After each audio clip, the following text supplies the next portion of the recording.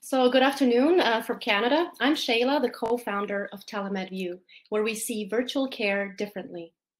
Imagine being a clinician and trying to provide exercise therapy virtually using a single view from the front. Not being able to easily see and copy certain exercises wastes therapy time, struggling to get the right view, and also causes inaccurate and incomplete assessments, lowering quality of care overall.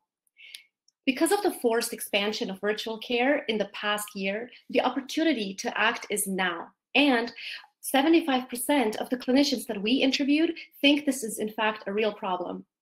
Also, we know their preference is to continue offering virtual care even after the pandemic.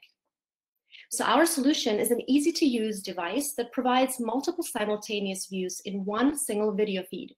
You can easily see the clinician demonstrating a back row exercise from all sides at the same time. And clinicians can watch their patients do the same exercise from the front can look like it is being done correctly, but other views can quickly provide information about incorrect posture, for example, opportunity for immediate correction. Our prototype validation resulted in more accurate assessments, saving at least 10 minutes per session, which leads to a higher quality of care overall. For the clinician, this translates to at least $7,000 in savings per year and the ability to see more patients both in scope as well as geographically. Currently, we are in the midst of filing our IP.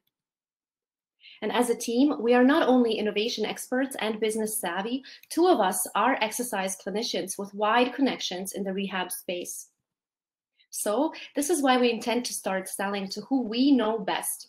We identified a $50 million market in physical rehab alone, but we see our device being beneficial for many other clinicians and even other sectors. With your help, we can be major disruptors of live virtual interaction as we know it. Thank you. Thank you. Judges, we have 1:50. Thank you. My first question, is this used with standard video devices? Is this a modification, or is it a separate device that the patient needs to have? So very good question. I'm happy to share this screen. Yes, this uses standard cameras that everybody knows, but what we are doing is the IP essentially behind this is that it's a hardware system in about a router-sized box. And what it does is it uses multiple ports that allow different multiple cameras to stream into one integrated single video feed, essentially. So the patient as well as the clinician would have to purchase a device like this and use it to be able to demonstrate the views that are required.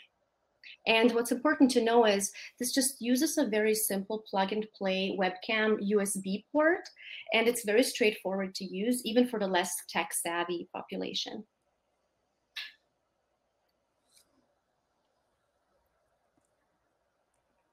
Is it easy to set up as well? Is it several cameras or just one camera?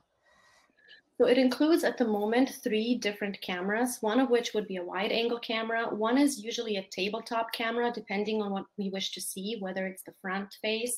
Some clinicians, for example, prefer to see the hands as you're typing or writing something.